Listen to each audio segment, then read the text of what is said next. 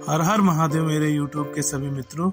तो मेरी ज्योतिर्लिंग यात्रा आ पहुंची है महाराष्ट्र प्रांत के नासिक जिले में, जो कि वहां स्थित है त्र्यंबकेश्वर ज्योतिर्लिंग। त्र्यंबकेश्वर ज्योतिर्लिंग त्र्यंबकेश्वर गांव में स्थित है। त्र्यंबकेश्वर गांव नासिक से काफी नजदीक है।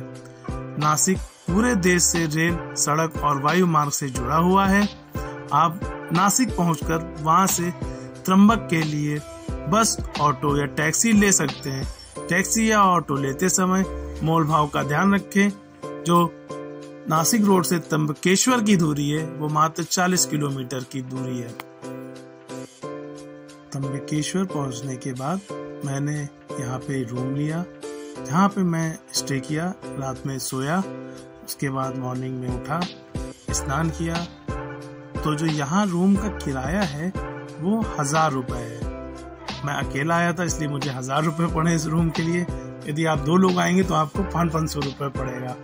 हालांकि यहाँ की रूम की सुविधा काफी अच्छी है। आपको एक और जानकारी दूं, यहाँ पानी पीने के लिए किसी भी होटल में जो जहाँ रूम लेंगे वहाँ मिलना मुश्किल है। उसके लिए आपको बोतल जरूर लेनी पड़ेगी।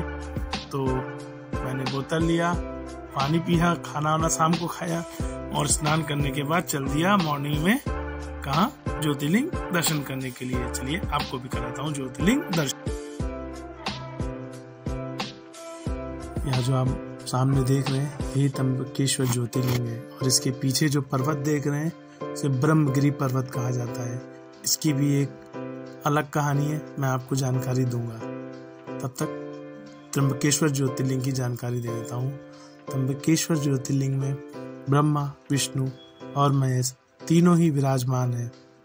यही इस ज्योतिर्लिंग की सबसे बड़ी विशेषता है। अन्य सभी ज्योतिर्लिंग में केवल भगवान शिव ही विराजित हैं। गोदावरी नदी के किनारे स्थित त्र्यंबकेश्वर मंदिर काले पत्थरों से बना है। मंदिर का स्थापत्य अद्भुत है। ये यहाँ से हमने इस मंदिर लिया है 50 रुपए का। पंचकोशी में कालसर्प, बेलपत्र देखो जरा, त्रिपिंडी विधि और नारायण नागबली की पूजा संपन्न होती है, जिन्हें भक्त अलग अलग मुराद पूरी होने के लिए करवाते हैं। इस प्राचीन मंदिर का पुनर्निर्माण तीसरे पेशवा बालाजी अर्थात नाना साहब पेशवा ने करवाया था। इस मंदिर का जीर्णोद्धार 1755 में शुरू हुआ था और 31 साल के लंबे समय के बाद 1786 में जाकर पूरा हुआ।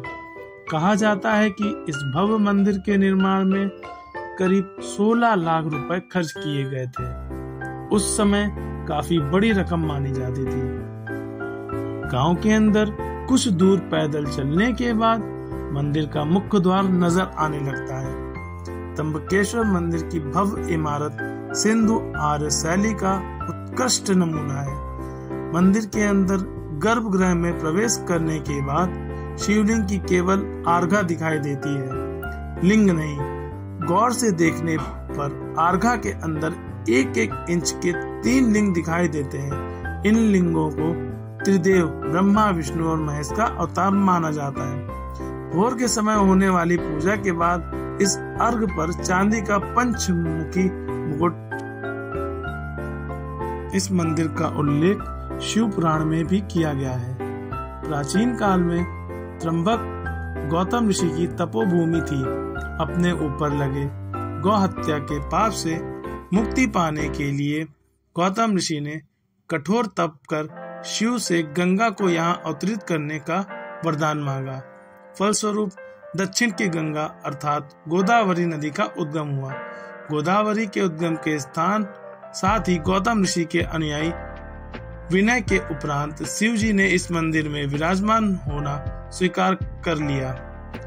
3 नेत्र वाले शिव शंभु के यहाँ विराजमान होने के कारण इस जगह को त्र्यंबक 3 नेत्रों वाले कहा जाने लगा। उज्जैन और ओमकारेश्वर की ही तरह त्र्यंबकेश्वर महाराज को इस गांव का राजा माना जाता है। इसीलिए हर सोमवार को त्र्यंबकेश्वर के राजा अपनी प्रजा का हाल जानने के लिए नगर भ्रमण करने के लिए निकलते हैं। यदि आप छुट्टी में आते हैं तो आपको यहाँ काफी भीड़ का सामना करना पड़ेगा। मैं करीब 4 से 5 घंटे की लाइन में लगने के बाद इस गर्भगृह में यहाँ तक पहुंचा। यदि आप VIP दर्शन करना चाहते हैं तो उसकी भी सुविधा है। VIP दर्शन करने के लिए आपको 250 से 300 रुपए देने पड़ेंगे, पर मैं अपनी ओपिनियन आपको देना चाहूंगा। आप कभी भी किसी भी ज्योतिर्लिंग में दर्शन करना चाहें तो कृपया करके VIP दर्शन ना करें। हालांकि VIP दर्शन 4 से 5 घंटे करने के बाद मैं यहाँ पहुंचा और VIP लोग सीधा इसी बगल में आप देख रहे हैं सामने, यहाँ पे आपको लाइन मिला देगी। 250 से 300 रुपए आपको लेगी। यहाँ तक आपको 5 से 10 मिनट में पहुंच जाएंगे VIP दर्शन के अनुसार। यह है गर्भगृह। आपको हो सकता हो तो इसके अंदर का वीडियो बनाऊंगा, पर अलाउड नहीं है। कोशिश करूंगा कि आपको अंदर मंदिर का दर्शन कराऊं, यहाँ की भव्यता दिखाऊं, इस मंदिर के अंदर कैसे क्या बना है। अगर अलाउड किया, लोगों ने मोबाइल नहीं लिया, तो मैं आपको अवश्य दिखाऊंगा। वीडियो में बने रहें। इस ज्योतिर्लिंग दर्शन करने के लिए आपको एक और जानकारी दे दूं। आप ज्योतिर्लिंग की तरफ जब गर्भगृह में जाएं तो ज्योतिर्लिंग की तरफ मत देखें, नीचे तो देखें ही मत, अन्यथा आपको तीनों ज्योतिर्लिंग के दर्शन नहीं हो पाएंगे। आपको बहुत ध्यान से देखना पड़ेगा, तभी देख पाएंगे, अन्यथा ज्योतिर्लिंग के जस्ट ऊपर बड़ा सा एक शीशा लगा है, उसमें आप देखेंगे तो आपको तीनों ज्योतिर्लिंग आपको संपूर्ण स्थिति में दिखेंगे। यदि अगर उस पे उनका श्रृंगार ना हुआ हो तो यहाँ पे आप अपना, जैसा कि सभी देख रहे हैं, पुण्य के लिए कई चीजें, अपनी कथा या अपना संस्कार कुछ भी आप यहाँ पे अपना करा सकते हैं। यहाँ मंदिर आपकी पूजा अर्चना और श्रृंगार रुद्राभिषेक के लिए आप यहाँ पे भी लोगों से मिल सकते हैं। यह मंदिर का गर्भगृह है। यहाँ देख सकते हैं आप कितना अद्भुत और कितना दुर्लभ नजारा है। मतलब ये शांति सुकून इतनी भीड़ में भी आपको बस मंदिर में ही देखने को मिलेगी। ये मंदिर के दर्शन करने के बाद मैं बाहर आ गया। इस पावन ज्योतिर्लिंग के दर्शन करने के बाद मैं यहाँ के दुर्लभ चित्रों का आनंद लेने लगा और यहाँ का कुछ वीडियो बनाने लगा। थोड़ा सा फोटो भी खींची और फोटो वगैरह करने के बाद यहाँ पे एक प्रमुख स्थान है कुशावत तीर्थ। कुशावत तीर्थ की भी अद्भुत कहानी है। दर्शन करने के बाद चल दिया कुशावत तीर्थ। कहते हैं ब्रह्मगिरि पर्वत से गोदावरी नदी जो है वो बार बार लुप्त हो जाती थी। गोदावरी के पलायन को रोकने के लिए गौतम ऋषि ने एक कुशा समझते हैं आप लोग? कुशा यानी घास। जी हाँ, बिल्कुल सही सुना आपने। घास से बंधन में बांध दिया। उसके बाद से ही इस कुंड में हमेशा लबालब पानी भरा रहता है। इस कुंड को ही कुशावत तीर्थ के नाम से जाना जाता है। कुंभ समय के समय शैव अखाड़े इसी कुंड में शाही स्नान करते हैं।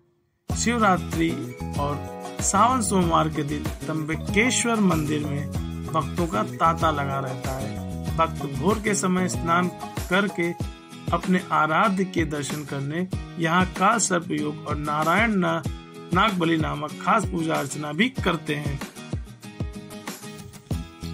कुशावत के दर्शन करने के बाद मेरी जो अगली यात्रा होगी वह होगी ब्रह्मगिरि पर्वत की, जिसकी कहानी आपको बताऊंगा और उसकी चढ़ाई ट्रैकिंग भी आपको दिखाऊंगा। काफ़ी कठिन और चढ़ाई है, दिखाऊंगा। तो दर्शन करने के बाद मैंने यहाँ पे नाश्ता किया। नाश्ता करने के बाद मैं तुरंत ही ब्रह्मगिरि पर्वत के लिए चढ़ूंगा। जो पकौड़ी थी वो बहुत ही टेस्टी थी, मतलब उत्तम थी, मज़ा आ गया। चाय पकौड़ी करने के बाद मैं यहाँ से सीधा निकलूंगा दर्शन करने के बाद ब्रह्मगिरि पर्वत। तो प्लीज़ मेरे वीडियो में बने रहें, आपको ब्रह्मगिरि पर्वत की भी यात्रा कराऊंगा। इस यात्रा के दौरान जो आपका खर्च आएगा वो कुछ इस प्रकार है। नासिक टू त्र्यंबकेश्वर 80 रुपए, कमरे का किराया 1000 से 1200 रुपए तक, खाने का जो खर्च आएगा वो 200 रुपए है और मंदिर से वापस नासिक का जो किराया होगा वो 80 रुपए है। यह खर्च आप 100-200 अपने हिसाब से बढ़ा सकते हैं। जैसे प्रसाद का और कुछ सामान वगैरह खरीदते हैं तो वो खर्च इसमें नहीं इंक्लूड किया है। मैंने जो अपना बजट बनाया वो मैंने अपनी यात्रा के अनुसार बनाया, जो मैंने खर्च किया है। और आपको अगले व्लॉग में मिलते हैं ब्रह्मगिरी पर्वत की चढ़ाई की ओर, जो आप देख रहे हैं इसकी चढ़ाई की ओर। तब तक के लिए हर हर